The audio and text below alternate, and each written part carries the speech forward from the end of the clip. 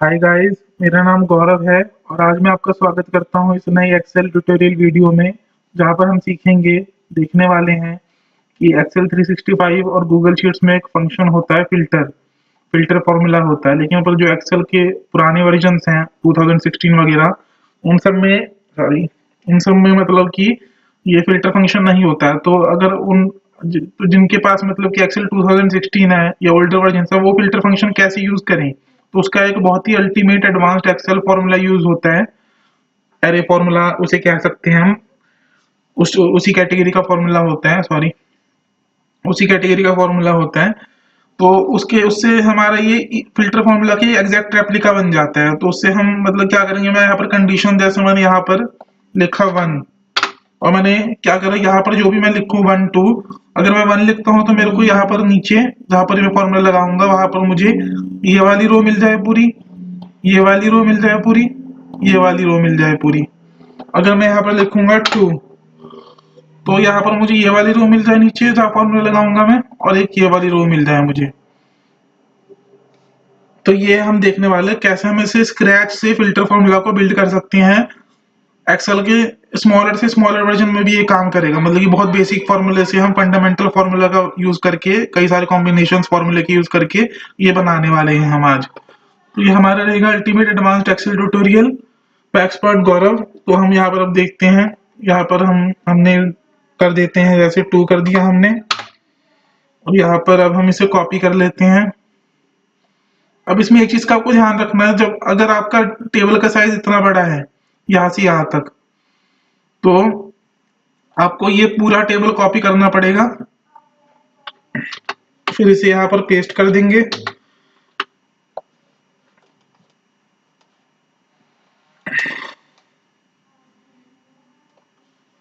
फिर इसे यहाँ पर हम पेस्ट कर देंगे, और यहाँ पर ये जो रिकॉर्ड्स हैं इन्हें हम डिलीट कर देंगे। डिलीट। यहाँ पर हम क्या करेंगे, जैसे ये जो 2 है इसे हम कर देते हैं, यहाँ पर लिख देते हैं, इसे मर्ज कर लेते हैं हम। मर्ज करने के बाद इसे कर देते हैं मर्ज सेल्स।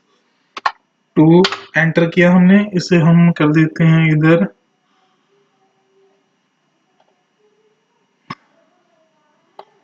कर देते हैं मिडल, और इसे कर देते हैं सेंटर, और इसका साइज बढ़ा लेते हैं थोड़ा। बस ये हो गया। अब यहाँ पर हमें रिजल्ट चाहिए सारे कॉलम्स में। जैसे मैं यहाँ पर अगर 1 डालू तो 1 वाले आ जाएं, 2 डालू तो 2 वाले आ जाएं। तो अब यहाँ पर हम क्या करेंगे, सिंपली मैं आपको पूरा स्टार्टिंग से बताऊंगा ताकि आपको समझ में आए। यहाँ पर हम लिखेंगे इफ। हमने इफ लिखा, इसमें हमें पहले कंडीशन देनी होती है, लॉजिकल कंडीशन एक्सप्रेशन हम लिखते हैं। तो उसके लिए हमने क्या किया, ये है पूरा कॉलम मैं कह रहा हूँ, अगर ये फिल्टर कॉलम जो मैंने सेलेक्ट किया यहाँ से यहाँ तक, इसे फ्रीज कर लेते हैं F4 की दबा के। अगर ये इक्वल टू है इसके, जो यहाँ पर वैल्यू लिखी हुई है, अगर ये इसके इक्वल टू है, इसे भी फ्रीज कर देते हैं। तो मेरे को क्या चाहिए, मेरे को चाहिए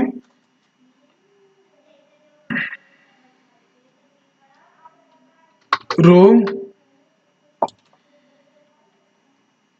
रो फंक्शन यूज किया मैंने, और मेरे को चाहिए फिर, मेरे को रो नंबर चाहिए इस पूरे कॉलम के जहां पर ये कंडीशन मैच करे। फिल्टर कॉलम के मेरे को वहां पर रो नंबर चाहिए। इसे भी मैं फ्रीज कर लेता हूँ।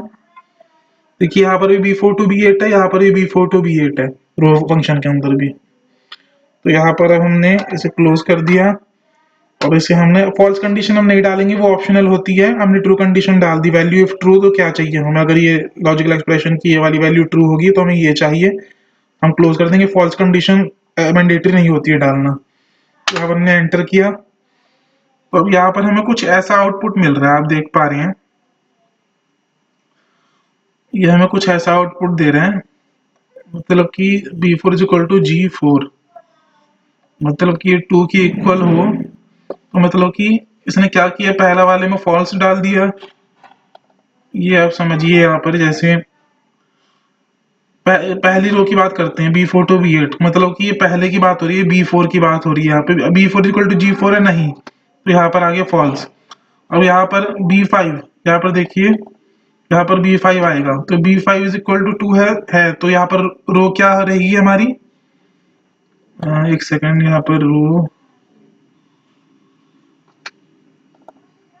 कुछ गड़बड़ी है इसमें।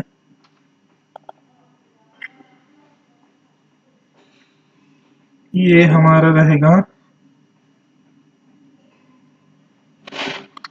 ये भी रॉन्ग रिजल्ट देगा। इसे एक बार हम एरे फॉर्मूला कर लेते हैं, एरे फॉर्मूला से हमें सही मिलेगा। एरे, अभी गार्बेज वैल्यू है शायद से, एरे इसमें एरे फॉर्मूला को हमने यहाँ पर एरे फॉर्मूला लगाया है, क्योंकि हमने क्या किया, रिजल्ट में हमने क्या किया है, पूरा एरे आउटपुट में आ रहा है। अगर हम यहाँ पर सिंपली B4 लिखते, ये नहीं लिखते, तब ये एरे फॉर्मूला नहीं होते, क्योंकि इसमें सिंगल सेल का आउटपुट आ रहा है। लेकिन हमने यहाँ पर रेंज लिख दी, मतलब कि रो फंक्शन क्या करता है, रो नंबर देगा हमें इस पूरी रेंज की, B4 से B8 तक का रो नंबर देगा, मतलब कि 4 5 6 7 8 आउटपुट आना चाहिए। अगर ये कंडीशन ना लगे तो ये एरे फॉर्मूला हो गया। तो इसके लिए क्या होगा, हम ये एरे हो गया, क्योंकि इसमें एक से ज्यादा आउटपुट आ रहा है, तो इस वजह से हम यहाँ पर एरे फॉर्मूला लिखेंगे। यहाँ पर हमने लिखा एरे फॉर्मूला, यहाँ पर हमने क्लोज की ब्रैकेट, एंटर किया। ये रेफरेंस एरर इसलिए आ रहा है कि नीचे ये वैल्यूज हैं। हाँ, तो एरे फॉर्मूला हमने लिखा, तो अब इसमें गार्बेज वैल्यू नहीं दे रहा, अब हमें सही वैल्यू दे रहा है ये, क्योंकि वहां पर आउटपुट एक से ज्यादा वैल्यू आउटपुट हो रही थी, 2 वैल्यू 3 वैल्यू उससे ज्यादा वैल्यू आउटपुट होती है, तो हमें एरे फॉर्मूला यूज करना पड़ता है गूगल शीट में। अगर हम वो करते, क्या कहते हैं, एक्सेल में यूज करते हैं, तब हमें क्या करना है, तब हम एरे फॉर्मूला नहीं लिखते, सिंपली यही लिखते हैं, सिंपली यही लिखते हैं। और यहाँ पर इसे क्या करते हैं, एडिट मोड में जाती है, यहाँ पर दबा देते control shift enter, control shift enter दबाया तो यहाँ पर ऑटोमेटिकली एरे फॉर्मूला लिखा आ गया ना। एक्सेल में क्या होता है, एरे फॉर्मूला नहीं लिखा होता है, एक्सेल में एरे फॉर्मूला नहीं लिखा आएगा, एक्सेल में यहाँ पर आएगा लिखा हुआ। जब हम कंट्रोल शिफ्ट एंटर दबाएंगे, यहाँ पर इसमें क्या होगा, इधर ब्रैकेट लग जाएगी करली वाली, स्टार्टिंग में एक करली वाली ब्रैकेट लग जाएगी, देखिए ध्यान से, करली ब्रैकेट है, और एक एंड में करली वाली ब्रैकेट लग जाएगी, और ये एंटर हो जाएगा। यहाँ पर तो एरर ही आएगा, क्योंकि करली ब्रैकेट का कोई यूज नहीं है गूगल शीट में, वो समझेगा नहीं, वो एरे फॉर्मूला लिखा होता है तभी समझता है गूगल शीट।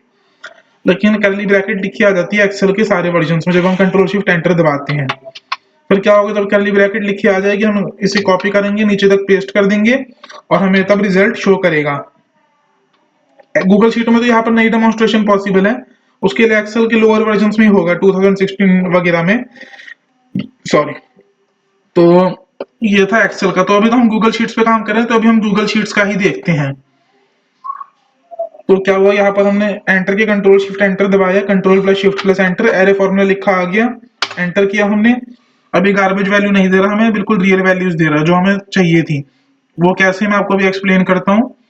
यहाँ पर आप देख सकते हैं, ये पहले फर्स्ट रो देखेगा, क्या 1 इक्वल टू 2 है, फॉल्स आ गया। 2 इक्वल टू 2 है, 5, इसने रो नंबर, इसकी रो नंबर क्या है, 5, ये देखिए रो नंबर 5 इसने यहाँ पर प्रिंट कर दी। अभी अगला वाला देखेगा, नहीं ये 1 नहीं है, 2 के इक्वल, फॉल्स।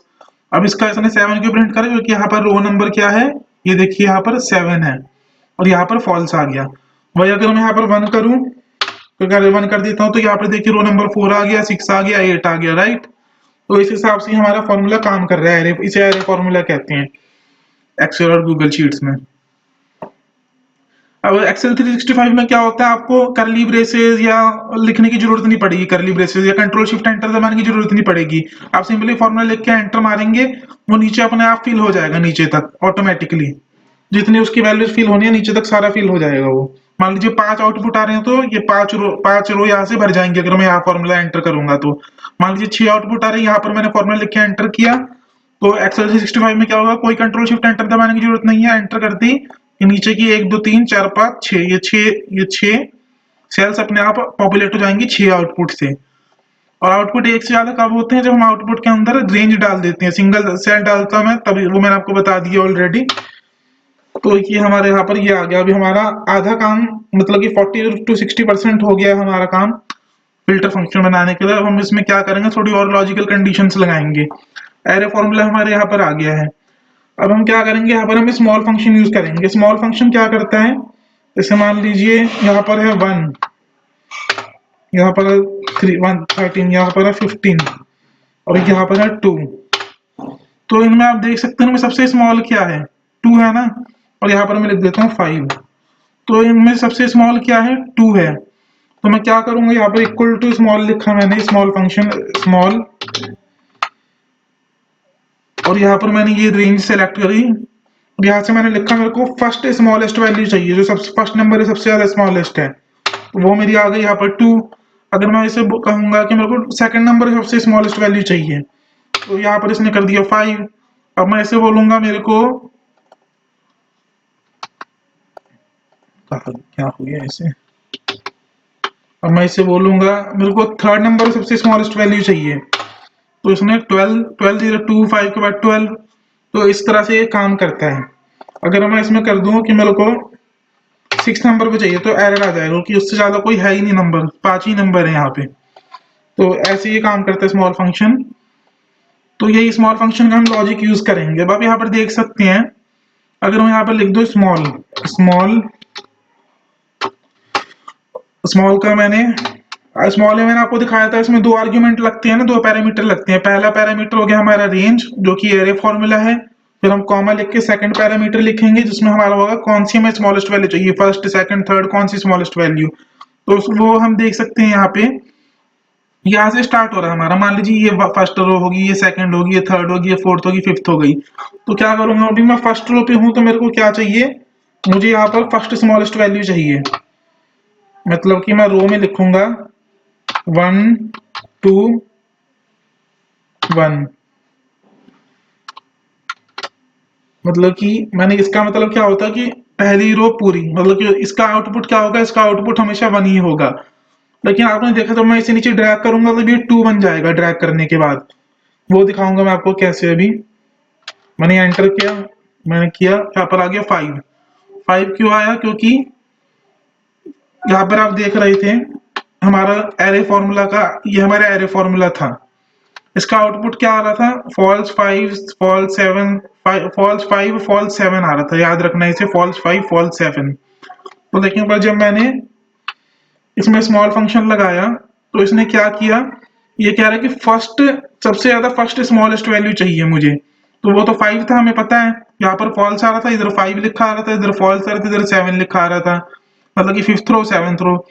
और हमें पता है ऑब्वियसली जो पहले होगी रो नंबर, ये स्मॉलेस्ट से लार्जेस्ट में जा रही है इधर रो नंबर सारे। तो पहला स्मॉलेस्ट इसने उठा लिया 5, और इसने हमें यहाँ पर आउटपुट भेज दिया 5। अब अगर मैं इसे नीचे कॉपी कर दूं इधर सारों में, ये अब इसने क्या बोला, अगला स्मॉलेस्ट इसने क्या उठा लिया। यहाँ पर देखिए, यहाँ पर अगर मैं इसे एरे फॉर्मूला यहाँ से कॉपी करूं, कर लेता हूं इसे कॉपी। ये मैंने कॉपी किया यहाँ से, यहाँ पर मैंने इसे पेस्ट किया, कुछ नहीं चेंज किया, सिमिलर सेम वही फॉर्मूला पेस्ट कर रहा हूँ। तो यहाँ पर इसने क्या आउटपुट दे रहा है, फॉल्स 5 फॉल्स 7। लेकिन अब ये स्मॉलेस्ट वैल्यू तो 5 होनी चाहिए, लेकिन उसने 5 स्मॉलेस्ट वैल्यू नहीं उठाई। ऐसा क्यों, वो मैं आपको बताता हूँ। यहाँ पर क्या हो, यहाँ पर हो गया रो 2 2। मतलब कि यहाँ पर जब मैंने इसे नीचे ड्रैग पेस्ट किया, तो ये ऑटोमेटिकली 1 से 2 हो गया, और यहाँ पर ये 1 से 3 हो गया, देखिए। और यहाँ पर 5 हो गया, मतलब कि ये बढ़ते जाएगा, 1 1 वैल्यू इंक्रीमेंट होती जाएगी जैसे जैसे नीचे पेस्ट होएगा। तो यहाँ पर ये क्या कह रहे हैं, इसका आउटपुट क्या हो जाएगा, 2 हो जाएगा इसका आउटपुट। ये देखिए 2 इधर दिखा रहे हैं ये। तो 2 आउटपुट हो गया। तो अब क्या यहाँ पर सेकंड, अब यहाँ पर फर्स्ट स्मॉलेस्ट तो 5 दिख रहा है, फॉल्स को तो कंसीडर ही नहीं करेगा। और सेकंड स्मॉलेस्ट क्या दिख रहा है, 7। तो यहाँ पर सेकंड स्मॉलेस्ट इसने उठा दिया। यहाँ पर क्या हो, ये एरे है हमारा, एरे फॉर्मूला वाला जो इधर दिख रहा है ये सारा। और यहाँ पर इसने सेकंड स्मॉलेस्ट वैल्यू यहाँ पर 7, तो इसका आउटपुट क्या आ जाएगा, 7 आ जाएगा इसका आउटपुट। तो इसे हम डिलीट कर देते हैं यहाँ पे। एक सेकंड, इसे यहाँ पर तो ये हमारा ही आ गया। एरर्स को हम बाद में हैंडल करेंगे, अभी इसका हैंडल करने की जरूरत नहीं है एरर को यहाँ पर। तो 5 और 7 आ गया। अगर मैं इसे यहाँ पर कर देता हूँ 1, यहाँ पर देखिए 4 6 8 आ गया। 4 वाला ये 1 हो गया, 6 वाला ये 1 हो गया, 8 वाला ये 1 हो गया। अब तो जो एक्सेल एक्सपर्ट्स होंगे ऑलरेडी, वो समझ ही गए होंगे अब आगे हम क्या करेंगे, क्योंकि हमारा मेन काम तो हो ही गया है इस लॉजिक से। और जिन्हें नहीं पता उन्हें मैं बता देता हूँ। अब हम यहाँ पर इंडेक्स मैच यूज करेंगे, और इफ एरर फंक्शन, एरर को हैंडल करने के लिए। वो तो अलग पार्ट हो गया एरर हैंडल करना, मेन हम यहाँ पर अभी इंडेक्स मैच यूज करेंगे। उसके लिए क्या हुआ, हमें यहाँ पर हमें यहाँ पर इंडेक्सेस मिल गए इसके, मतलब कि row number 4, row number 6, row number 8। अब क्या करना है हमें, सिंपली मैच की तो जरूरत नहीं पड़ेगी यहाँ पे, हम यहाँ पर सिंपली कर देंगे इंडेक्स, और यहाँ पर हम कॉमा लिख देंगे, पहला पैरामीटर हमारा आ जाएगा रेंज। इंडेक्स मैच फंक्शन के लिए मैंने एक अलग वीडियो बना रखा है, वो आप वहां से देख सकते हैं, उसका लिंक मैं भेज दूंगा यूट्यूब में। और लेकिन अब यहाँ पर हम फोकस करेंगे कि हम इसका कैसे रिजल्ट लेके आएंगे यहाँ पर। तो वो हमने इंडेक्स फंक्शन लगाया यहाँ पर, और पहला आपको पता है इंडेक्स में हम रेंज डालते हैं, तो हमें चाहिए ये वाली रेंज, हमें ये वैल्यू चाहिए। तो ये पूरी रेंज हम सेलेक्ट कर लेंगे रिजल्ट 1 से रिजल्ट 3 तक, और इसे हम कर देंगे फ्रीज। और अब ये सेकंड पैरामीटर क्या होता है कि सेकंड पैरामीटर होता है इंडेक्स में कौन सी रो चाहिए हमें। रो तो वो डिसाइड कर लेगा, 5 6 या 5 1 है तो 5th रो दे, 4th रो देगा, 6th रो देगा और 8th रो देगा। तो यहाँ पर तो पहले सेल में तो आउटपुट 4 ही आएगा, क्योंकि 1 4th में है, तो यहाँ पर वो आउटपुट आ जाएगा, रो नंबर 4th चूज करेगा, ये इसका आउटपुट 4 आ जाएगा यहाँ पे इस पूरे फॉर्मूले का। अब हम क्या करेंगे, कॉलम कॉलम नंबर कौन सा चाहिए हमें। अभी हम रिजल्ट 1 के लिए देख रहे हैं, हमने इंडेक्स में यहाँ से लेकर यहाँ तक सिलेक्ट किया था, तो ये पहली रो हो गई, ये सेकंड इंडेक्स हो गया, थर्ड कॉलम हो गया, first column, second column, third column, sorry. तो यहाँ पर हम फर्स्ट कॉलम लिखेंगे, क्योंकि रिजल्ट 1 फर्स्ट कॉलम में हमारे इंडेक्स की जो रेंज हमने सेलेक्ट करी थी यहाँ पे C4 से E9, C4 से E9, तो ये फर्स्ट हो गया। हमने इसे क्लोज किया, एंटर किया, यहाँ पर हमारा आ गया ये क्या, फर्स्ट, ये क्या था हमारा C4 से E8।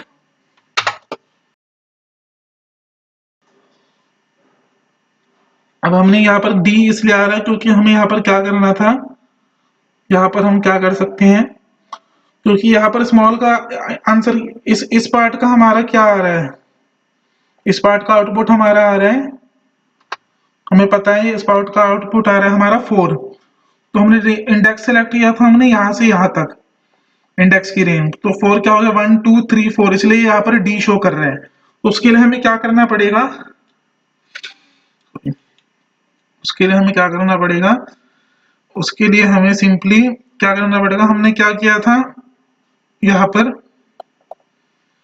यहाँ पर हमने किया था ये, मतलब कि अगर ये वाली रेंज इक्वल टू हो जाए इसके, इफ फंक्शन के अंदर यहाँ पर हमने ये किया था, कंडीशन डाली थी, तो हमें क्या करे, रो नंबर्स दे दे यहाँ पर। तो ये तो रो नंबर 4 से देना स्टार्ट करेगा, क्योंकि 4 तो यहाँ से स्टार्ट हो रहा है डाटा। तो हम सिंपली यहाँ पर क्या करेंगे, यहाँ पर हम कर देंगे -3, 4 -3 क्या हो जाएगा 1, 5 -3 क्या हो जाएगा 2, 6 -3 क्या हो जाएगा 3, तो 1 2 3 4 5 ऐसे ऐसे चलेगा ये। तो यहाँ पर हम सिंपली कर देंगे, यहाँ पर हम सिंपली कर देंगे इसे -3, एंटर। अब ये यहाँ पर ए बिल्कुल सही दे रहा है, क्योंकि अब यहाँ पर क्या हो जाएगा, आपको दिखाता हूँ एक बार, ये मैं आपको दिखाता हूँ।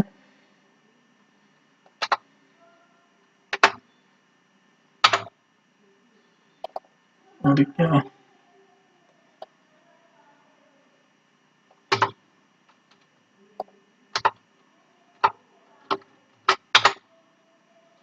तो यहाँ पर अब ये 1 शो कर रहा है, यहाँ पे नीचे वाला डिलीट करते हैं।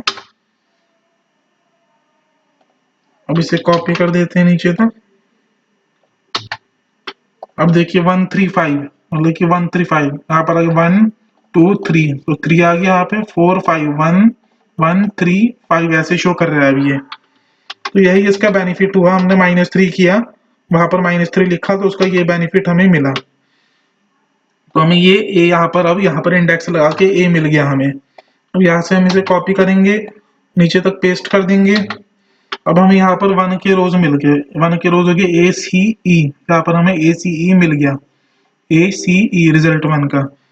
अब हम क्या करेंगे, यहाँ पर अगर ये एरर आ रहा है तो इसे कैसे हैंडल करेंगे, यहाँ पर हम क्या सिंपली करेंगे, इफ एरर लिखेंगे, इफ एरर ब्रैकेट ओपन। अब पहला पैरामीटर ये हो गया फॉर्मूला हमारा, यहाँ पर हम कॉमा लिखेंगे। अब हम क्या चाहते हैं, अगर एरर आ जाए इस पहले पैरामीटर में, तो हमें यहाँ पर एम्प्टी वैल्यू डिस्प्ले हो जाए। एम्प्टी वैल्यू के लिए हम डबल कोट्स में लिखते हैं, तो ये एम्प्टी वैल्यू यहाँ पर आ जाएगी। इसे कॉपी कर देते हैं नीचे तक, तो ये यहाँ पर हमारी एरर यहाँ पे गायब हो गई। फॉर्मूला यहाँ पर अभी भी लगा हुआ है, आप देख सकते हैं ये फॉर्मूला इधर शो हो रहा है, फॉर्मूला अभी भी यहाँ पर है, बस ये गायब हो गया, एम्प्टी वैल्यू शो कर रहा है हमें। तो अब हम क्या करेंगे, इसे कॉपी कर लेंगे, यहाँ पर पेस्ट कर देंगे, यहाँ पर भी पेस्ट कर देंगे, और यहाँ पर हम क्या करेंगे, सिंपली इसे कर देंगे 2,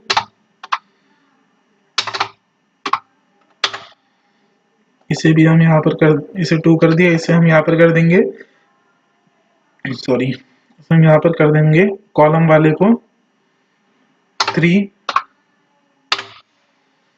और इसे हम नीचे तक कॉपी कर देंगे। अब आप देख रहे हैं यहाँ पर हमें मिल गया AEJ CGL EIN, इस तरह से हमारा ये फिल्टर हो गया यहाँ पे सारा। अब यहाँ पर जब मैं लिखूंगा 2, तो यहाँ पर 2 वाले आ जाएंगे, BFK DHM, यहाँ पर इस तरह से ये हमारा काम कर रहा है। अब यहाँ पर हम जो भी, अब इसमें क्या है, कभी कभी क्या होता है कि हमें मल्टीपल कंडीशंस पे फिल्टर करना है। जैसे मैं चाहता हूँ इस कॉलम के बेस पे फिल्टर और इस कॉलम के बेस पे फिल्टर, तो वो भी हम इसके अंदर कर सकते हैं। जैसे मान लीजिए मैं यहाँ पर कर देता हूँ, इसे मैंने कर दिया, इसे मैं कर देता हूँ यहाँ पे मर्ज, ओके, तो यहाँ पर मैं इसे कर देता हूँ C, इसको कॉपी करके फॉर्मेट यहाँ पर पेस्ट,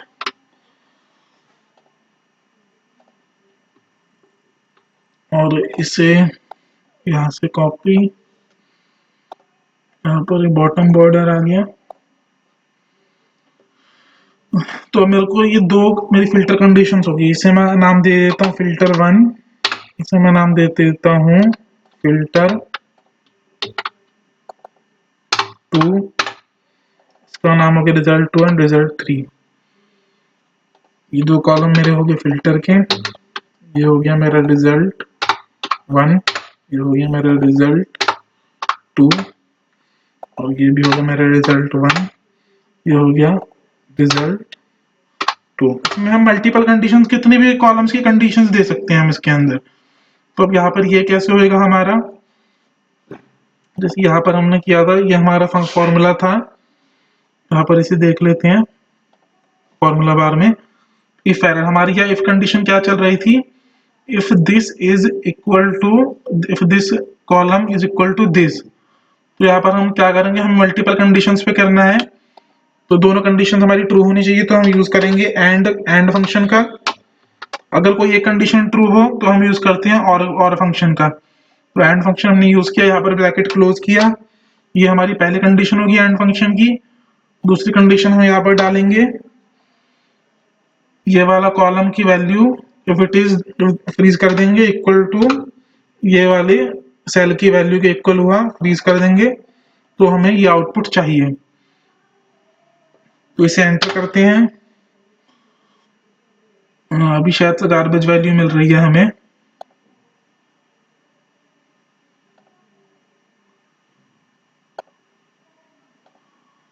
इसे नीचे कॉपी कर देते हैं, अभी कुछ वैल्यू नहीं मिल रहा, 2 और C का कोई कॉम्बिनेशन नहीं है। अगर हम यहाँ पर कर दें 2 और B, 2 और B हमने किया, हमें यहाँ पर मिलना चाहिए था F, लेकिन पर मिला नहीं, तो मतलब कुछ गड़बड़ है फॉर्मूले में। यहाँ पर हमने पहली कंडीशन डाल दी है, हमने एंड कंडीशन की, ये दो कंडीशन ट्रू रहेंगी तो हमें यहाँ पर ये इस तरह से मिल जाए, B4 to B8 minus 3। फिर अगर हम रो 1 हमने कर दिया यहाँ पे, कॉमा 2 भी कर दिया। अच्छा, यहाँ पर हमें करना है इसे, ये 2 रहेगा, यहाँ पर हमने C4 to C8 हमने कर दिया। यहाँ पर हम इसे कर देंगे इंडेक्स को, अब हम इंडेक्स को कर देंगे इसे from this to this, freeze, और यहाँ पर कॉलम नंबर हो जाएगा 1, एंटर।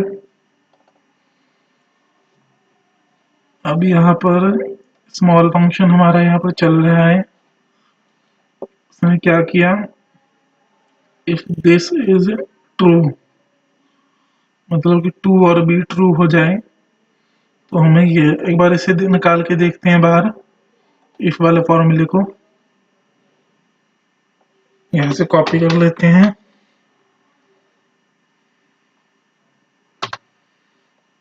इसे यहाँ पर पेस्ट करके देखते हैं, enter.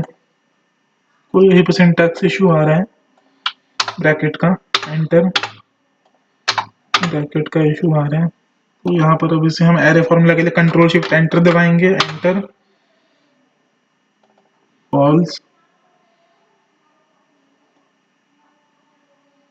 C4 to C8 is equal to H4 to B4 to B8 तो B4 to B8 -3।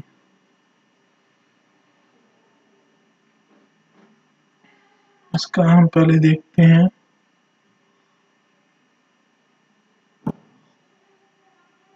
इसका आउटपुट क्या आ रहा है। एंड का आउटपुट देखते हैं पहले, ट्रू आ रहा है, मतलब कि 2 और बी इसमें ट्रू आ गया, मतलब कि B4 to B8। अगर इसे नीचे पेस्ट करें तो फॉल्स।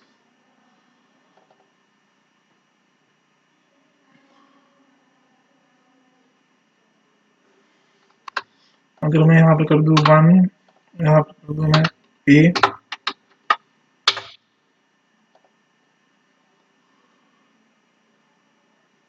1A कर दिया मैंने, तो यहाँ पर E आना चाहिए था।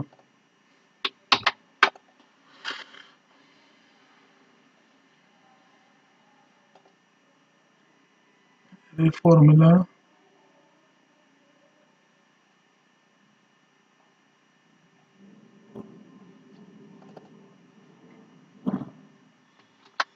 इसे यहाँ पर पेस्ट करते हैं हम, ये ट्रू आ गया। ठीक है, अगर ट्रू आ गया, ये कंडीशन हमारी ट्रू हो रही है यहाँ पे, तो इसका रो नंबर क्यों नहीं आ रहा है यहाँ पे, इसका ये देखते हैं। इफ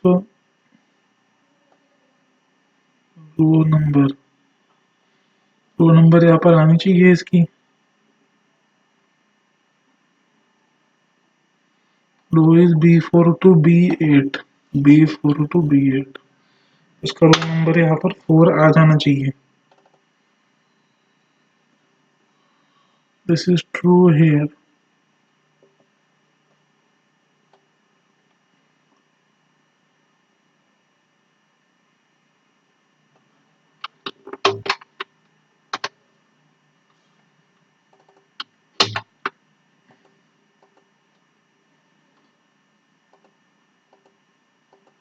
इक्वल टू, हाँ ये यहाँ पर 1 आ रहा है, 1 आ रहा है। यहाँ पे एरे फॉर्मूला लगा दूं, कंट्रोल शिफ्ट एंटर, एंटर, तो ये फॉल्स आ रहा है। एरे फॉर्मूला में ये क्यों फॉल्स आ रहा है।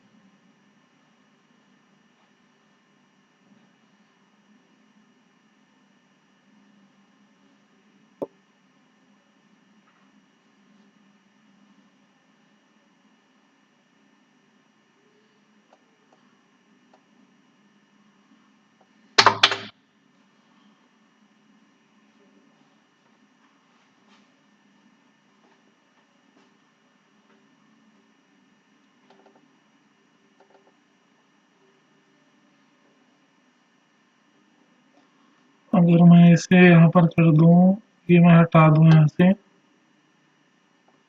और मैं इसे हटा देता हूँ, मैं इस पार्ट को हटा देता हूँ यहाँ से, तब यहाँ पर तब भी फॉल्स 1।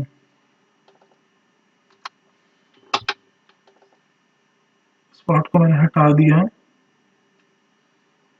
B4 से B8 is equal to G4। Row two B eight मुझे मिल जानी चाहिए, मैंने इसे भी यहाँ से हटा दिया, तब यहाँ पर आउटपुट मुझे आ रहा है। अच्छा, तो एंड फंक्शन को हम यूज कर रहे हैं तो वो क्या हो रहा है, वो कंसोलिडेट हो जा रहा है। अच्छा, कंसोलिडेशन प्रॉब्लम आ रहा है, इस वजह से मैं समझ गया, एंड कंसोलिडेट कर देता है सारे लॉजिक्स को, तो यहाँ पर हमें नेस्टेड इफ कंडीशन लगानी पड़ेगी।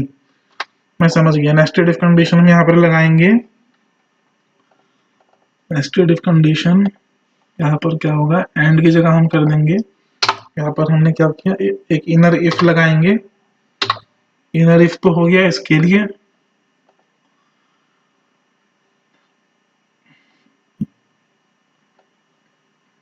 सॉरी, यहाँ पर ये हो गया।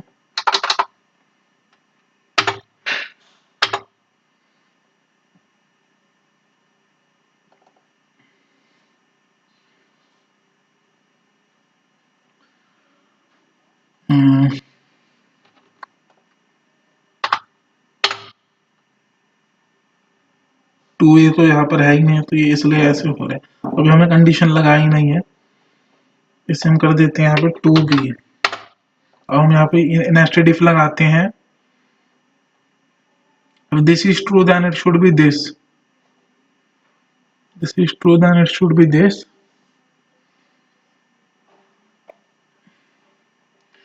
if this is true then it should be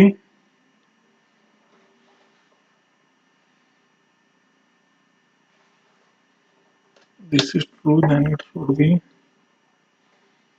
then it should be nothing, it should be only, this should be true, this should be true, if this is true then it should be true,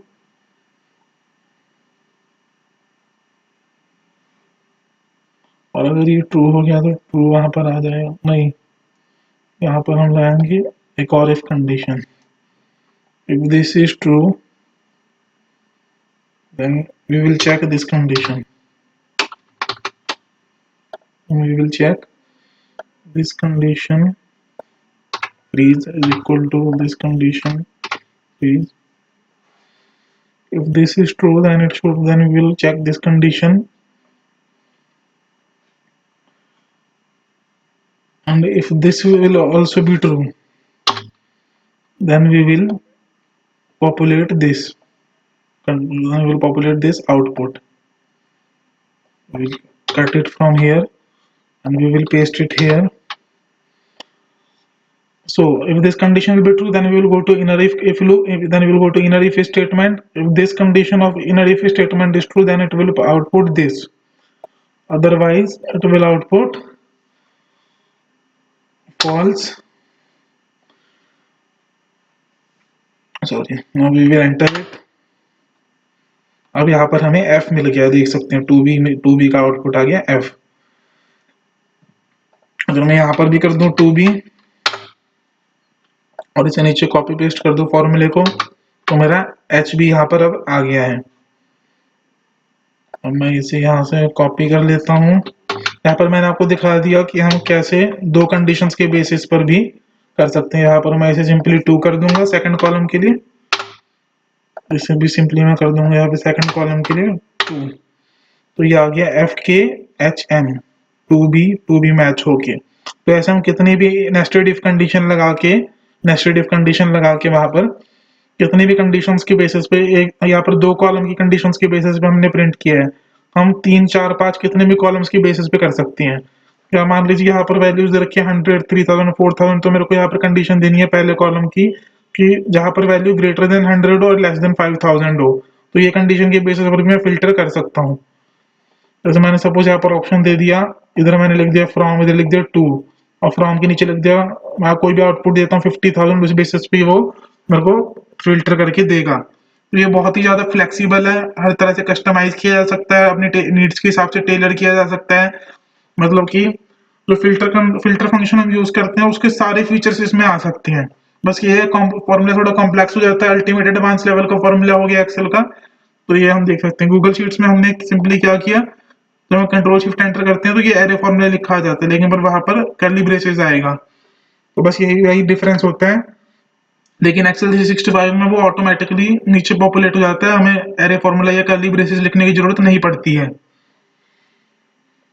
और Google और Excel में difference यही है, Excel में curly braces आती हैं array formula के लिए और गूगल में एरे फॉर्मूला लिखा आ जाता है कंट्रोल शिफ्ट एंटर दोनों में दबाने पर। तो ये डिफरेंस हमने यहाँ पर देख लिया। अब ये हमारे यहाँ देख सकते हैं दोनों कंडीशंस हमारी यहाँ पर आ चुकी हैं। अब मैं जैसे यहाँ पर करता हूँ मैं वन भी कोई नहीं है, अगर मैं करता हूँ 1E तो आई और एन आ गया, 1E का मेरा आ गया आई और एन।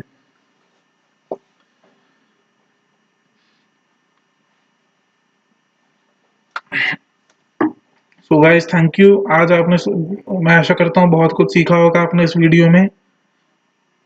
तो मैं आपके लिए आगे ऐसी और भी नॉलेजेबल और भी एडवांस वीडियोस लेके आऊंगा।